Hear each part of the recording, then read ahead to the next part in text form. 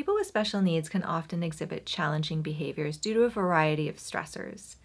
It is important for someone working in this environment to be prepared to see some behaviors, to identify triggers so that they can be avoided, and to develop strategies to help the participants cope when difficulties arise. One behavior that we see often is task refusal. The student will not want to participate in an activity for a variety of reasons. This is fine, and we can offer them the opportunity to participate later. This program is not meant to make anybody feel uncomfortable. If they choose to be an observer, that is their right. Usually by the second workshop, they show more interest as they develop trust and are intrigued by the positive and excited reactions of their peers. We continue to try different ways of engaging them while at the same time respecting their needs in that moment. Sensory over or understimulation can be a huge source of stress for people with special needs and can definitely contribute to behavior. There are so many sensory inputs in music, the sounds, vibrations of the instruments, and they can be both calming or stimulating.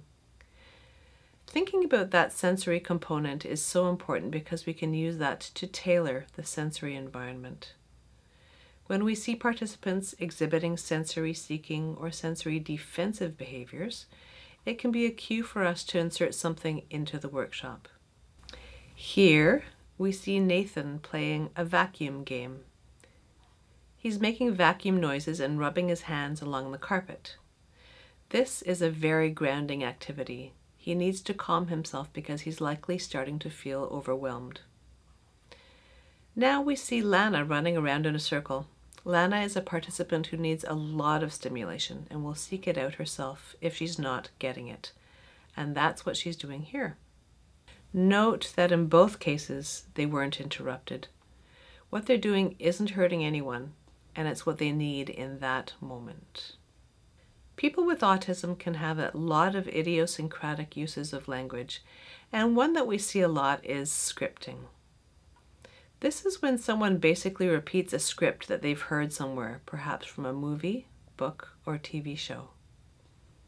When I first encountered this, I tried to jump in and carry on with what I was trying to teach, but I quickly learned that wouldn't work.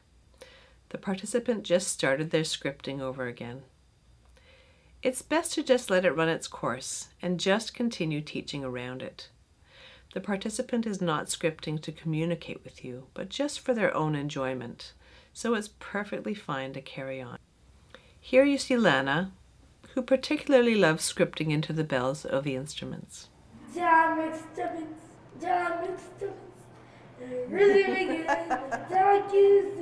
You did really well, Anna. Let's clap for her. She got a really good sound.